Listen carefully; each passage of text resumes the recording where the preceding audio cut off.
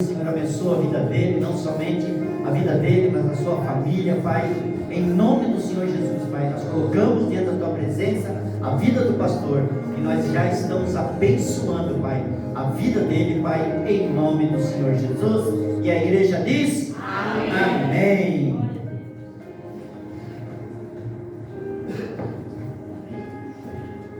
Aleluia. Quero te saudar com a paz do nosso Senhor e Salvador Jesus Cristo. Amém? Amém. Aleluia. Pode tomar o teu assento. Deus poderoso, Deus maravilhoso. É com grande alegria que nós estamos aqui nesta noite para trazer uma palavra da parte de Deus para a tua vida. Há muitos dias Deus me deu essa palavra e eu estava passando uns dias meio ansioso, porque Deus falou no meu coração em trazer uma palavra que fale sobre chamado. E eu estava um pouco ansioso no dia de hoje, mas o Espírito de Deus testificou no meu coração essa palavra quando a irmã, que não era o dia dela trazer a palavra, ela veio e trouxe a palavra. Deus veio confirmar essa palavra através da vida dela e também através da vida do pastor quando louvou o hino ali, que também fala de chamado. E então nós queremos estar na direção do propósito de Deus. Não queremos andar pregando aquilo que o nosso coração deseja pregar, mas devemos pregar aquilo que o Espírito de Deus coloca em nosso coração, porque é aquilo que Ele quer falar com a igreja, e não aquilo que nós queremos falar com a igreja. Amém? Eu quero ler Lucas, capítulo de número 5, versículo 27 ao 30. Deus, Ele chama as pessoas de várias maneiras. Eu tenho muitos testemunhos da chamada de Deus para a vida das pessoas. Uns, como o pastor Bola Sete, não sei se alguém conhece, o presbítero Edson, foram homens que se apresentou na chamada uma mão branca. Simplesmente uma mão branca apareceu como se dissesse: vem que eu quero te salvar, vem que eu quero te dar vida. Outros através de louvores, como foi o meu caso, que me converti através do louvor. Outros através de um abraço, porque eu sei que pessoas aceitaram a Cristo através do abraço do pastor Sérgio e de tantos outros. Já vi testemunho de pessoas que aceitaram a Cristo de formas que menos se possa imaginar. O testemunho que eu ouvi mais incrível foi alguém que queria desistir de tudo e tirar sua vida. E ele fez uma oração que, se Deus tivesse algo na vida dele, alguém tinha que vir e morder a orelha dele. E ele estava sentado numa praça, e uma outra pessoa, um outro homem, foi inspirado no Espírito Santo para ir lá e morder a orelha dele, para poder salvar a vida desse camarada. Então Deus, Ele age de maneira sobrenatural, de maneira poderosa nos nossos dias.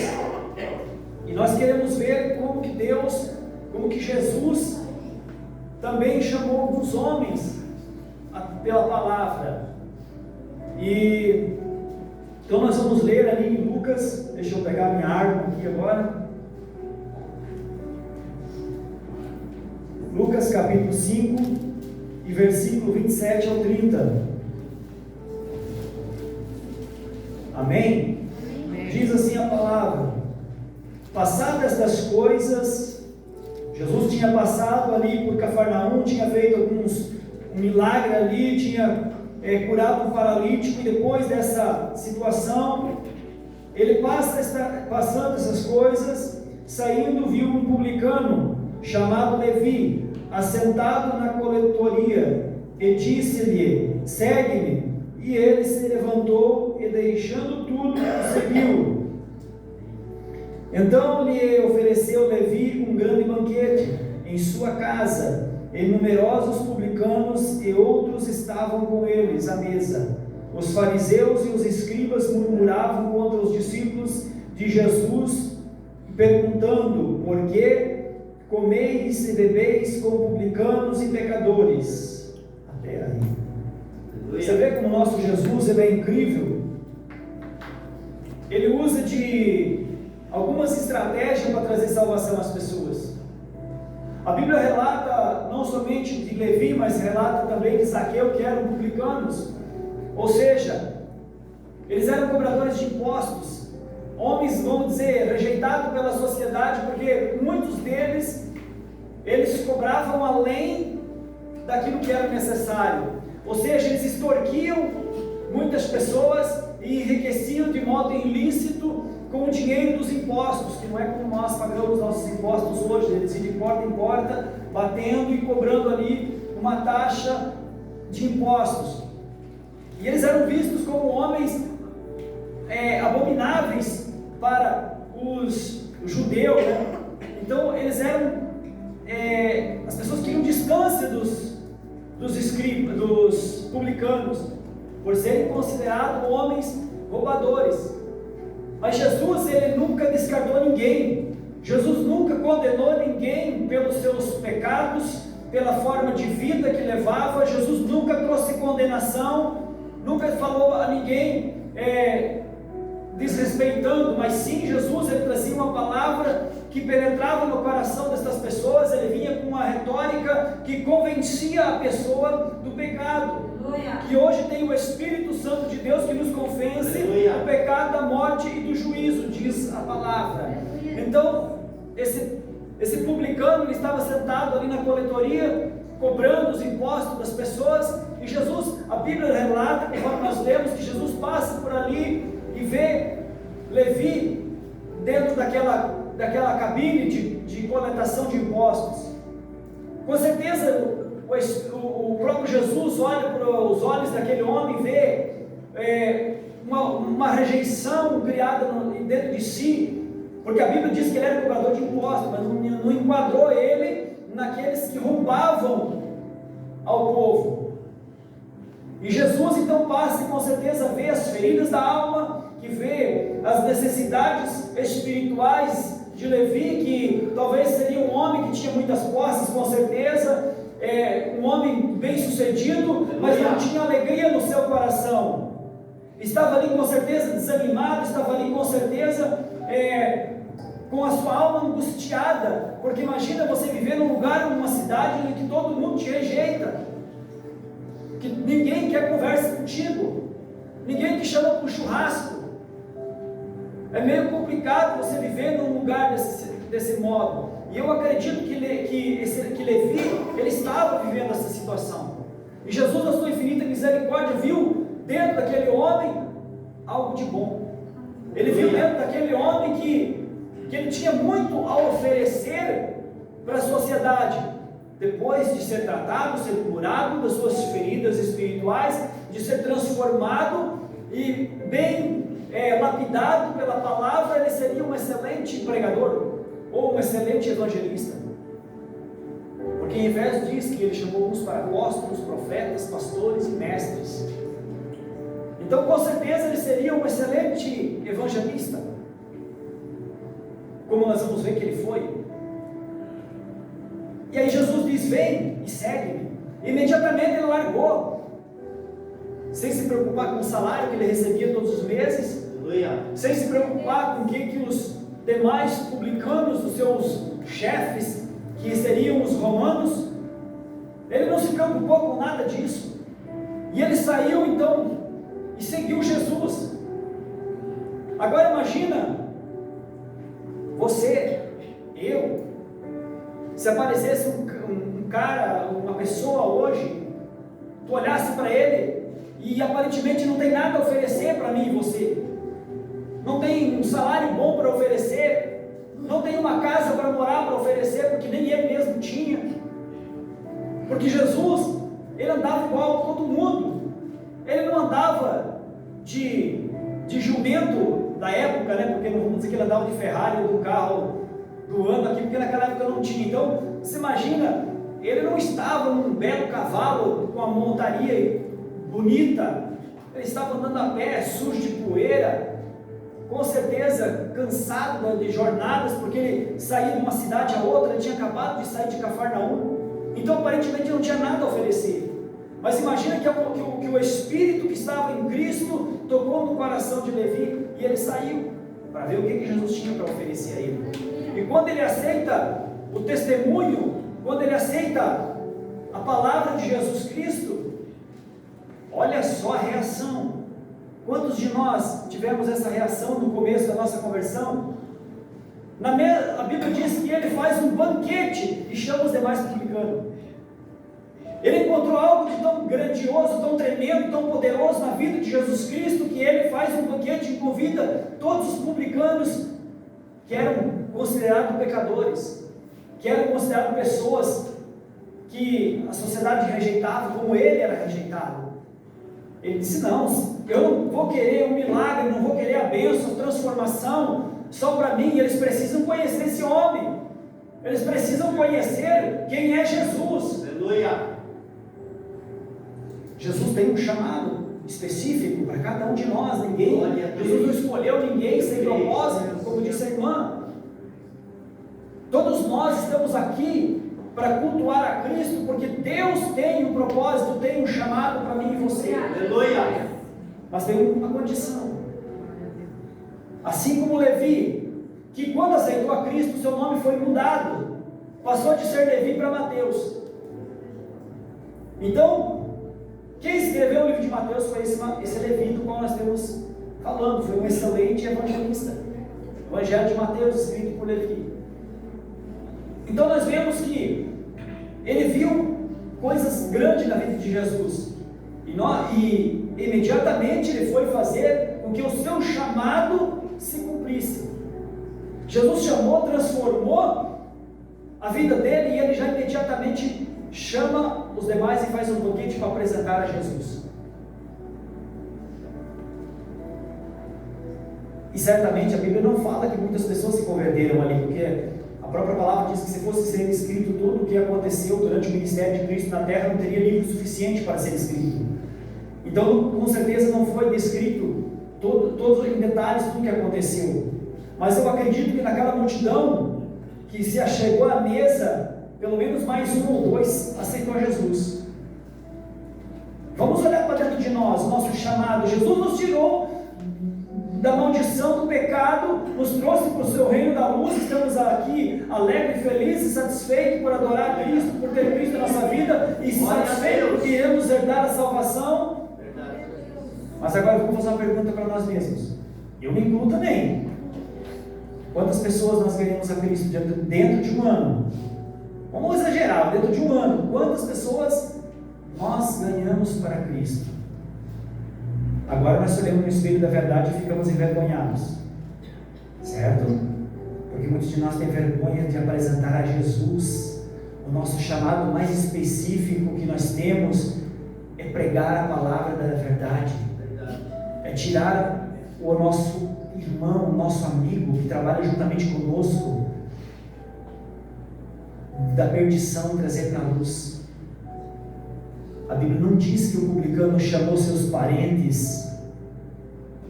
A palavra diz que chamou os publicanos. Quem eram os publicanos? Os que trabalhavam com ele, os mesmos que estavam juntamente com ele. Quantos que trabalham na empresa juntamente conosco, que nós ministramos, que nós falamos de Jesus, que nós apresentamos o Evangelho para essas vidas? Muitas delas machucadas, rejeitada, como Levi estava. Quantas pessoas dessas que nós olhamos nos olhos dela e falamos assim: ó, nós conhecemos, eu conheço a Cristo que mora em mim, que pode mudar a tua história, que pode te dar uma nova história, que pode mudar a sua vida.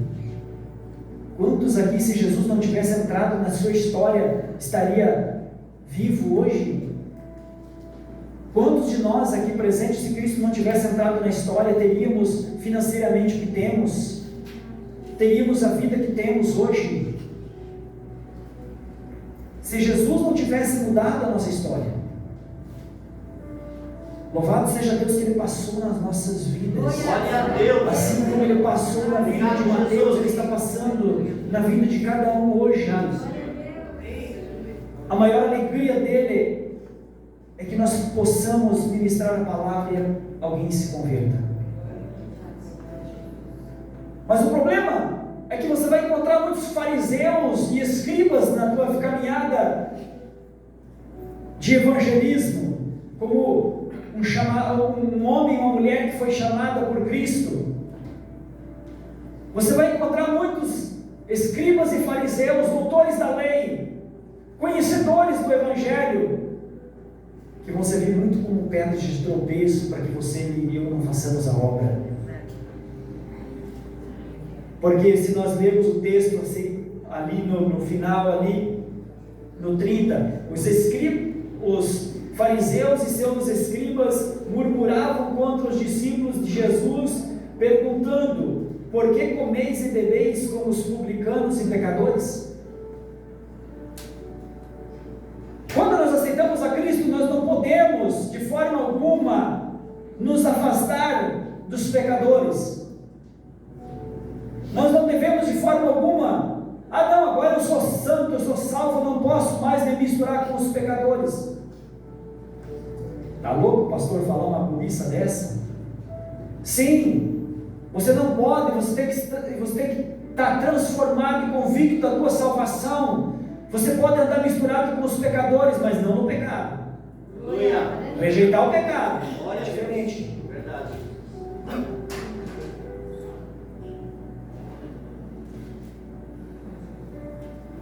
Porque senão que tipo de Jesus, que tipo de pregadores, que tipo de homens e mulheres que dão testemunho, que pregam a Jesus Cristo, que servem a Jesus Cristo, e se ele não se mistura com os pecadores, como que ele vai ser sal da terra e luz deste mundo, como diz a palavra? Como ele vai ser a diferença entre o que serve a Deus e o que não serve a Deus, se ele não se mistura? Você vai andar, você vai pregar, você vai evangelizar, mas você não vai compactuar com os pecados deles. Aleluia. Você e eu não podemos participar dos seus pecados. Eu, no começo da minha salvação, eu dei umas bolas fora, assim, de dizer: agora eu sou santo separado, sou kadosh, não me misturo mais. Até que um dia eu digo: não, eu não posso me recolher, eu tenho que estar lá no meio deles, eu tenho que fazer a diferença. Como é que eu vou ganhar eles? Como é que eu vou fazer diferença se eu me separo deles dessa forma? Porque ali as únicas festas que eu vou, festas fora do nosso convívio cristão, é as festas de empresa. Aí eu comecei a me misturar, digo: vou ter que ir lá, eu tenho que sentar com eles, mostrar que eu posso viver da mesma forma que eu, como vivo na igreja, eu posso viver no meio deles sem cometer os mesmos pecados, sem eu beber a cerveja, sem eu falar palavrão, sem eu usar as mesmas palavras deles, sem eu ter as mesmas atitudes que eles. Eu posso. Mateus, capítulo de número 9, e versículo 12 e 13.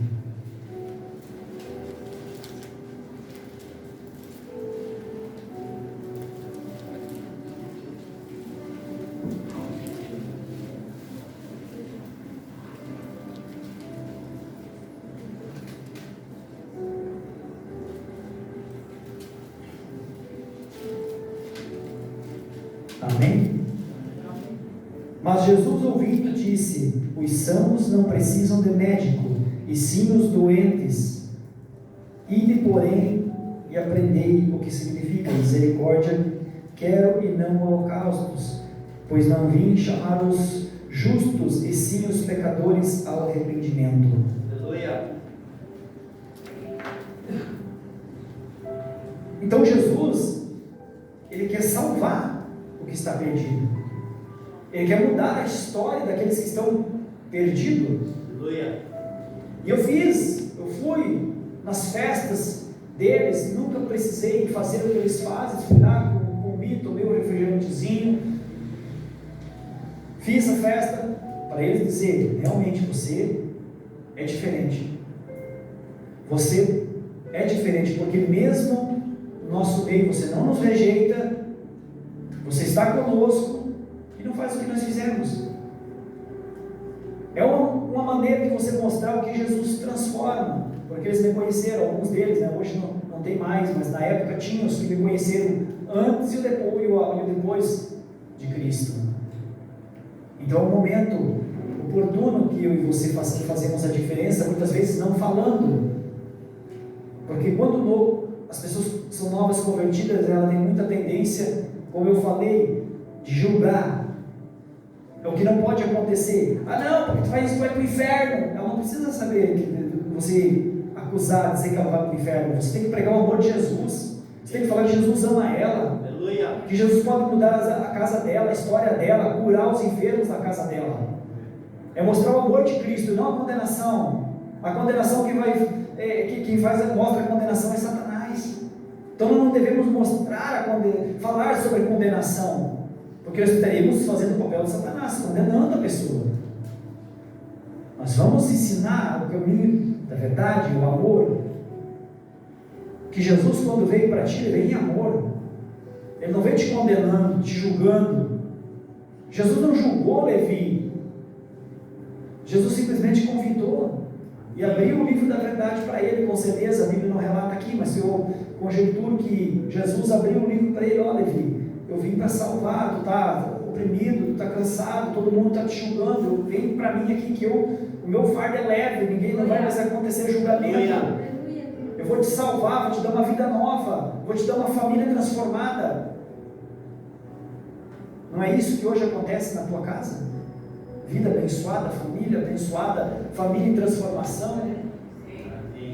É isso que Jesus sonha para cada um de nós. Também quero ler com você 1 Coríntios, capítulo 9, versículo 9 a 27. Então Jesus, quando ele fala em Mateus que ele veio para os doentes e não para os sãos, ele está falando que ele veio, eu e você já estamos limpos, já estamos livres. Então ele veio para que os doentes espirituais venham ser também alcançados. 1 Coríntios, capítulo de número 9.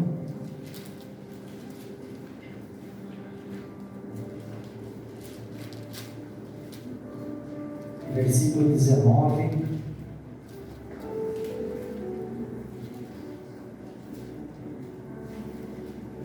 Aí vamos ver o que Paulo nos ensina. Paulo ele não chegou a ter um contato direto com Jesus. Paulo ele já foi ganhado através de outros homens de Deus. Teve uma experiência com o próprio Cristo, mas não sentou na escola de Jesus Cristo juntamente com os outros discípulos. E ele traz uma palavra aos coríntios ensinando algumas coisas. Diz assim: porque sendo livre de todos, fiz-me escravo de todos, a fim de ganhar o maior número possível. Procedi para com os judeus, como judeu, a fim de ganhar os judeus. Para os que vivem sob o regime da lei, como se eu mesmo assim vivesse, para ganhar os que vivem debaixo da lei, embora não esteja eu debaixo da lei, ao sem lei, como se eu mesmo fosse, não estando sem lei, para com Deus, mas debaixo da lei de Cristo, para ganhar os que vivem fora do regime da lei. Fiz-me fraco para com os fracos, com o fim de ganhar os fracos. Fiz-me de tudo para com todos, com o fim de por todos os modos salvar alguns. Tudo posso, tudo faço por causa do Evangelho, com a fim de me tornar cooperador com ele. Não sabeis os que correm no estádio, todos na verdade correm, mas um só leva o prêmio. Correi de tal maneira que alcanceis. Todo o atleta em tudo se domina, aqueles para alcançar uma coroa corruptível, nós, porém, a incorruptível. Assim corro também eu, não sem meta, assim luto, não como desferindo golpes no ar, mas esmurro o meu corpo e o reduzo à escravidão, para que, tendo pregado a outros, não venha eu mesmo a ser desqualificado. Aleluia. Então Paulo, ele vem agora nos ensinando algumas coisas, porque, como eu falei, nós muitas vezes nos colocamos no nosso quadrado, não querendo nos misturar muito, não querendo falar com medo muitas vezes do que vamos ouvir.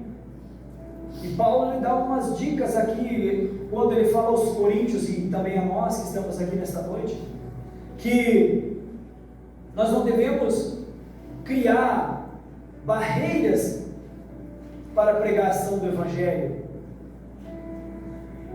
Tem um monte de gente aí precisando de Jesus, um monte de pessoas que estão sendo esmagadas por Satanás, e muitos, infelizmente, conheço muitas pessoas que elas ficam, sabe, fazendo o quê? Lutando para tirar as pessoas do ministério para levar para outro, tira de um para levar para outro. Qual é o fundamento disso? Tem algum valor a Cristo? Se nós somos o corpo de Cristo, independente do ministério, somos o corpo de Cristo?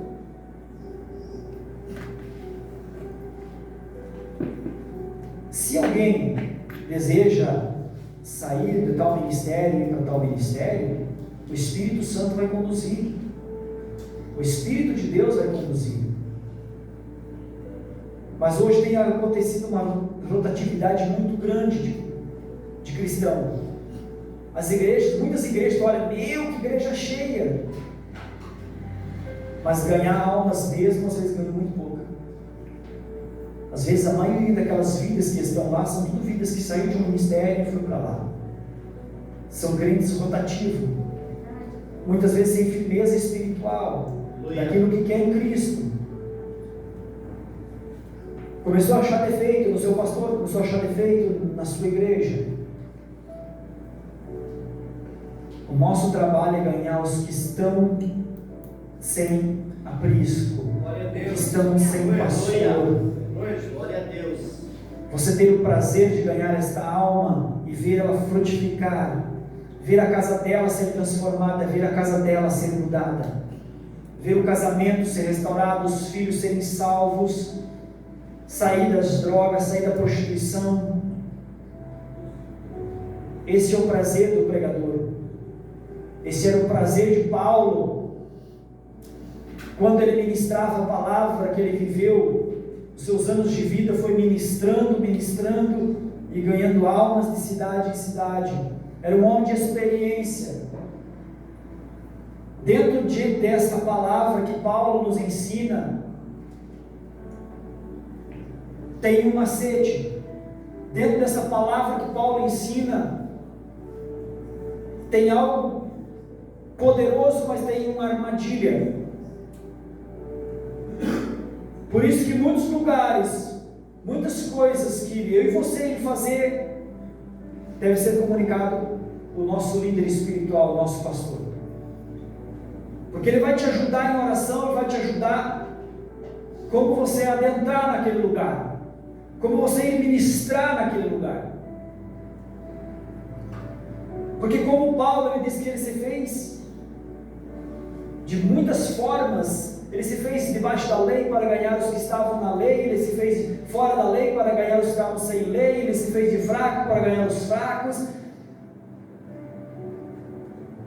Cuidado, porque muitos têm caído com esse pretexto, principalmente jovens, têm caído com esse pretexto. Não, a Paulo ele se fazia de louco para ganhar os loucos, então eu vou lá no meio da gurizada, vou lá no salão, vou me fazer isso, vou fazer aquilo, vou estar vestido dessa forma, vou falar dessa forma, vou fazer assim, vou fazer assado, porque Paulo falou que eu posso fazer. Cuidado, vigia. Aleluia. Vigia, porque você tem que ter uma cobertura espiritual em determinados lugares que você entra. Glória a Deus. Glória a Deus. Você não vai entrar num salão de baile e querer evangelizar se você saiu de lá, você está fraco, você está sozinho ali. Não tem uma cobertura espiritual sobre você naquele momento. Você não pode ir para frente de um local desse nível, porque aí aumenta o grau de espiritualidade ali naquele lugar. E se você não está bem capacitado, você pode também ser capturado pelas trevas. Por isso que quando você imaginar que você vai evangelizar em determinados lugares, você tem que ter uma cobertura espiritual, você tem que estar debaixo dos olhos do seu pastor, tem que ter mais pessoas de maduros na fé para te auxiliar.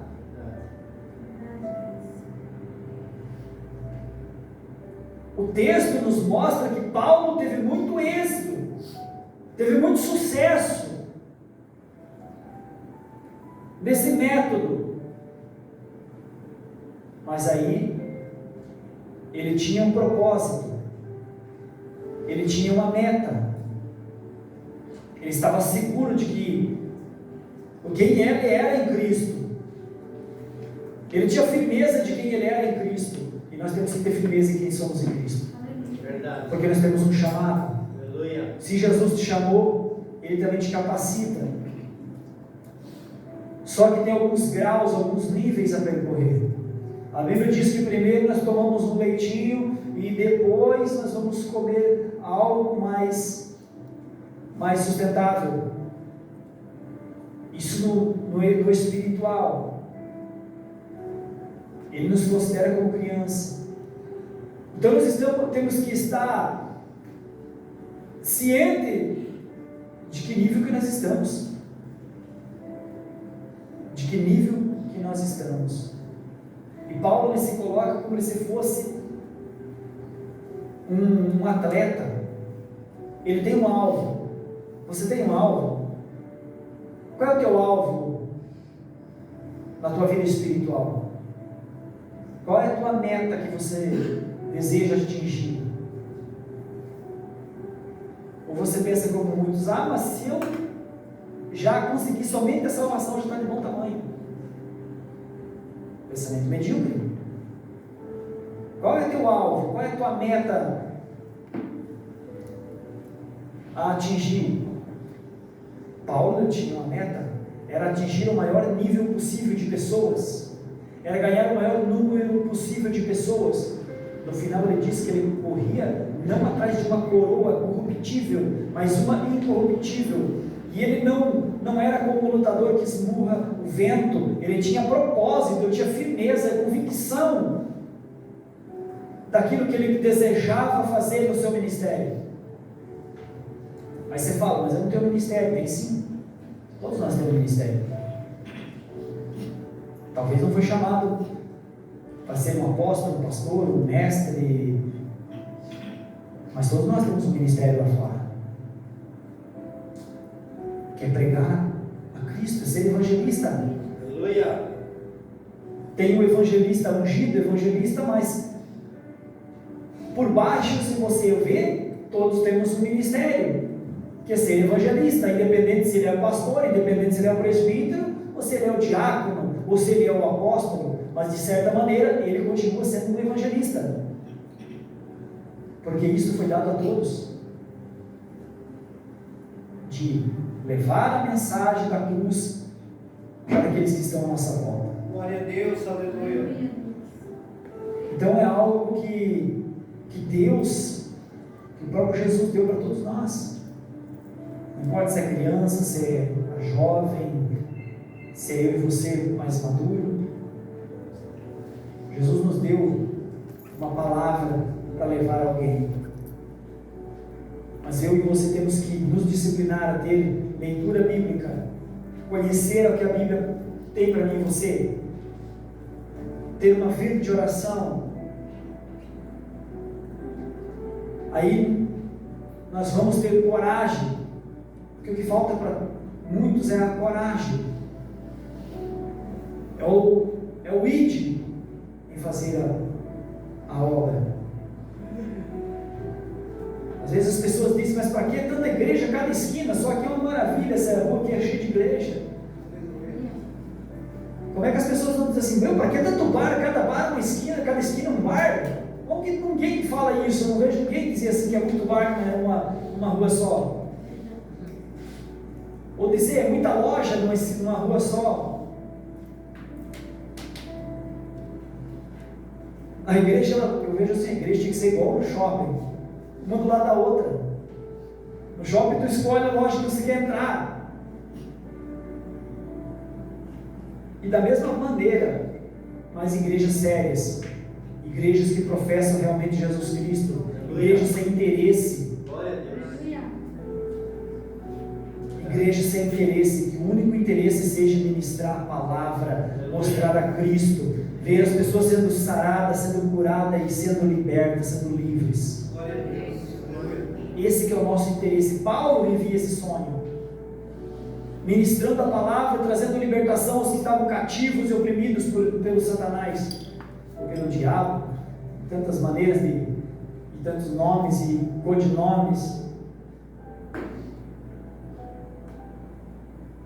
Quantas pessoas têm sofrido amargamente, desejando ouvir uma palavra, e muitas vezes nós estamos com as nossas bocas fechadas, escolhendo a quem falar.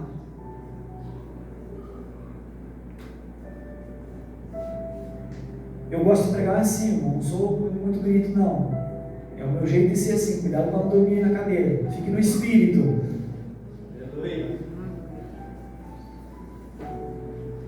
Uma coisa que nós temos que levar a sério, como Paulo levou. Paulo tinha certeza que quando ele chegar na glória, ele teria uma coroa incorruptível. Ele teria algo a receber lá no céu, além da salvação. E nós vamos nos acontentar com um pouco. Se nós estudarmos o reino, quem que vai reinar com Cristo no milênio? Vai ter os que vão reinar e os que não vão reinar. Vai ter uns que vai ser chefe juntamente com Cristo, que é um outro assunto. E ter aquele que vai ser somente salvo, que ele vai continuar sendo mandado. Se ele foi peão hoje, mantendo um líder, um supervisor, um chefe lá na empresa, ele vai continuar tendo mesmo assim lá no reino, porque ele não se esforçou. Ele não fez igual Paulo, correr atrás das almas, se aplicar pelas vidas. Se eu fizer só aqui já está bom. Não, ora a Deus, pergunta o que Deus tem preparado para você. Qual é o centro da vontade de Deus na tua vida, para que você queira estar no centro da vontade dele e não no centro da tua vontade. Muitos cristãos querem estar no centro da vontade dele mesmo e não no centro da vontade de Jesus. Por isso que muitas vezes é cristão derrotado, cristão desanimado no seu chamado. Olha para si mesmo, Deus não tem nada para mim, o que Deus quer? Fora da vontade de Deus. Deus chamou ele para fazer uma coisa e está fazendo outra coisa. Vamos orar, se colocar no nosso lugar. O que Deus tem preparado para mim? Eu quero estar no centro da vontade de Deus, para que eu seja eficaz, que eu tenha produtividade no reino. Paulo pensava dessa forma. Paulo via não o reino de Deus como simplesmente, eu herdei minha salvação, estou de boa agora. Não, ele queria mais. Ele sonhava em ver os seus galardões, em sentir a coroa da justiça na sua cabeça. E nós temos que desejar isso. Mas para que nós recebamos hoje isso, é algo para nós entender, é algo semelhante assim. Se eu fizer bem feito dentro da minha empresa, da empresa que eu trabalho, se eu fizer por merecer, o meu chefe vai olhar e certamente vai valorizar o meu trabalho e vai me promover. É mais ou menos assim. Se você fizer por merecer, Jesus vai olhar para você e vai dizer: não, esse está fazendo aquilo que o meu coração se agrada. Então, lá em cima, com certeza vamos ter algumas promoções, para entendermos melhor. Então Paulo tinha certeza da vontade de Deus para a vida dele, e nós temos que ter certeza do que Deus tem para mim e para você, para que nós não andemos somente sentando e esquentando as cadeiras da igreja, ouvindo a palavra, voltando para casa, vindo para a igreja, ouvindo a palavra, voltando para casa, e não fazer nada. Não foi esse o propósito de Jesus. Todos os seus discípulos que ele chamou renderam almas. Você já pensou assim? Vamos fazer aqui uma analogia. Se Jesus tivesse chamado os discípulos dele, 12, em 3 anos Jesus foi crucificado, morto e ressuscitado, foi para a glória, foi lá para estar do lado do Pai. E se os seus discípulos não tivessem continuado a obra, se os seus discípulos que ele capacitou tivessem falhado no ID de Cristo, você já imaginou se você estaríamos aqui? Jamais. Você já imaginou se você teria curas, milagres, libertação? Não teria. Então, graças aos discípulos de Cristo e os que foram vindo, nós estamos aqui porque eles não olharam para si mesmo, eles negaram a si mesmo para viver o ID de Jesus. Eles negaram a boa vida em prol do Evangelho.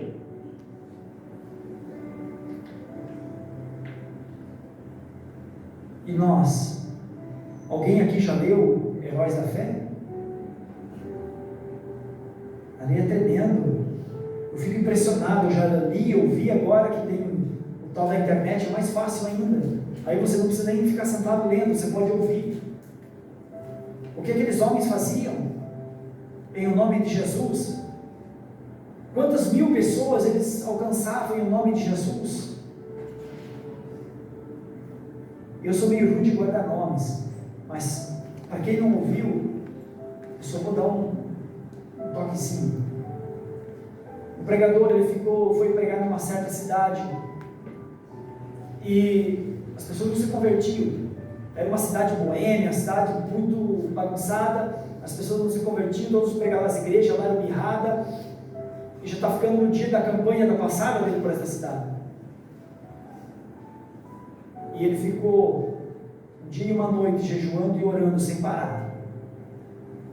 Aí a casa que hospedou ele, a pessoa foi lá para levar uma comida para ele, acha ele debruçado e soluço no quarto orando que Deus viesse fazer um milagre naquela cidade, porque senão a vida dele teria sido em vão naquele lugar. E ele saiu daquele lugar e foi a ministrar a palavra. Durante alguns anos, o efeito da oração dele, o efeito da pregação última que ele fez nesta cidade, rendeu longos anos o fechamento de todos os bares. Fechou bares, porque na época existia muito bar nesse lugar. Fechou todos os bares e salões. Pelo poder da oração dele, do jejum dele e da ministração da palavra dele. As pessoas se converteram de tal forma que fecharam os seus bares. Então, analise como a diferença de você ter uma comunhão com Cristo, você ter certeza de que Deus vai fazer a obra. Amém. Em qualquer circunstância. Amém. Eu acho tremendo. E eu digo: Deus, eu quero viver como esses homens viveram, ganhando milhares de almas, pregando a milhares de pessoas. Tem um pregador que ele levantou um orfanato e ele resistiu até a Segunda Guerra Mundial. Ele existe até os dias de hoje. Eu só não lembro agora o lugar. Eu sou ruim de guardar nomes e lugares. E ali ele ganhou muitas pessoas. Muitas crianças que eram, depois da Segunda Guerra, teve muito órfão, e ele começou a levar essas crianças para lá, e o din-din, que a maioria de nós se preocupa, é igual o financeiro. Ele teve que se dobrar no joelho de noite para ter a comida no outro dia, porque no outro dia tinha um bocado de criança que ia ter precisar de comida e não tinha. Aí ele colocava o seu joelho no chão, clamava, e no outro dia Deus enviava alguém lá para levar alimento para aquelas crianças. Então nós não devemos nos importar com as circunstâncias, mas é sim saber onde que estamos, o nosso chamado. Ele sabia que ele foi chamado para aquilo. Então ele vai fazer, vai orar e Deus vai fazer. Vamos fazer a obra de Cristo. Vamos pregar, vamos ministrar, vamos ensinar. Tem muitas almas para serem ganhadas. Na empresa, na loja, na rua, na vizinhança, tem muitas pessoas a serem ganhas. E quem vai ganhar não é Jesus que vai descer do céu como ele fez da primeira vez. Chamar Mateus, chamar o Levi, chamar Pedro, João, Tiago e os seus discípulos. Ele não vai mais fazer isso. Nós somos os sucessores dele. Ele falou que nós somos os embaixadores dele no reino, aqui na terra. Quem é o embaixador? Na outra ministração eu falei sobre quem somos nós como embaixadores. Nós somos representantes do céu aqui na terra. Somos representantes de Cristo aqui na terra. Quem vai defender o reino aqui na terra? Eu e você. Quem vai defender a Jesus aqui na terra? Eu e você. Estamos defendendo um reino que não é aqui. Nosso reino é celestial. Nossa pátria não é aqui. Aqui nós somos forasteiros. Que você analise, mas que aquilo que é pregado nesse altar, você não venha simplesmente ouvir e sair da porta para fora, você esquece. Não faça isso. Ouça a palavra, pratique a palavra. As palavras não é nossa. Cada um que sobe aqui, eu principalmente, eu passo o dia em agonia, eu fico tremendo antes de subir aqui, suando frio, porque eu não quero falar nada de mim mesmo. A palavra tem que vir do céu para mim e para você. Então, quando nós saímos daqui, vamos analisar as nossas vidas, se estamos vivendo conforme aquilo que foi ministrado, que foi pregado. Para encerrar, Apocalipse 22. Apocalipse 22, 12.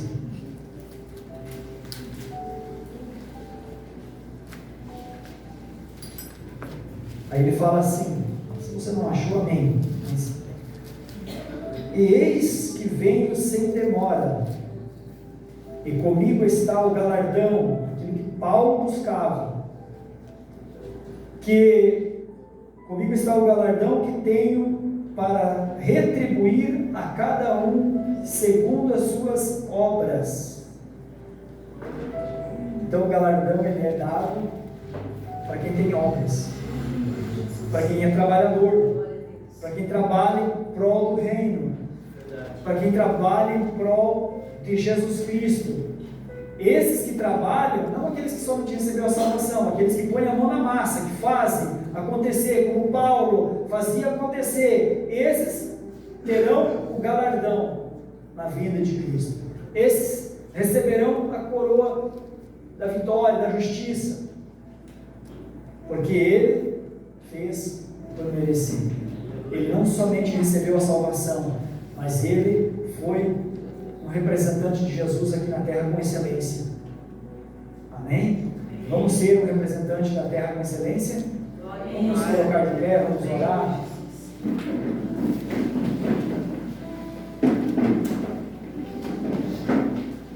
Aleluia. Você fecha teus olhos. Aleluia. Feche teus olhos, vamos nesta noite. Faça uma análise. Como como cristão, tu tem se comportado? O que tu tem feito em prol do reino? O que eu e você temos feito durante o nosso dia? Se nós temos olhado para aquela pessoa que está amargurada, angustiada de alma, e temos dado uma palavra a ela, uma palavra de transformação, se nós temos falado a essas vidas que Jesus pode mudar a história dela, que Jesus pode fazer algo novo na vida dela, que Jesus tem coisas grandiosas para a vida dela, que Jesus quer mudar a história dela, a casa dela. Tem muitos pais de família chorando, tem muitos casamentos dilacerados, tem muitos filhos na droga, na prostituição, muitos casamentos separando por causa do alcoolismo e tantas outras situações. E Jesus conta comigo e com você para levar uma palavra. Aleluia. Pai, em nome de Jesus, Senhor, aqui está o teu povo, Deus, os teus escolhidos, aquele pelo qual o Senhor deu a sua vida como sacrifício vivo, Pai. Aqui está, Senhor, meu Deus, a tua igreja, os representantes que o Senhor já escolheu, Pai, para assim representar o teu reino aqui na terra, Senhor amado.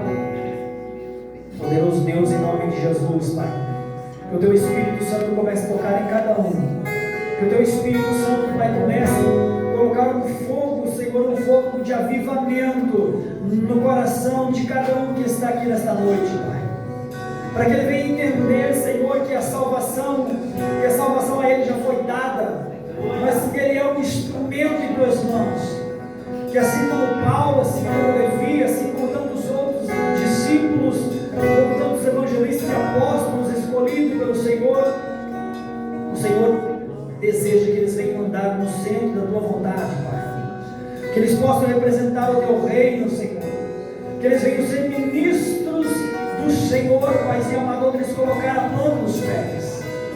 Espírito Santo, fala com cada um, Espírito Santo. Coloca fogo, Espírito de Deus, e abre os olhos espirituais para que eles possam ver, Senhor, a necessidade, Senhor meu Deus, das pessoas que os cercam durante o dia, Senhor. Pessoas, Pai, que estão angustiadas, pessoas que estão, Senhor, que estão doentes espirituais. Que nós não venhamos fazer que nem escribas e fariseus, fechar os nossos olhos porque eles são pecadores, que não venhamos nós nos afastar dessas vidas porque são pecadores, mas que possamos fazer como Levi, chamar a nossa mesa, sentar-se com eles e ministrar a palavra da salvação, mostrar quem é Jesus nestas vidas, mostrar que a salvação em Cristo.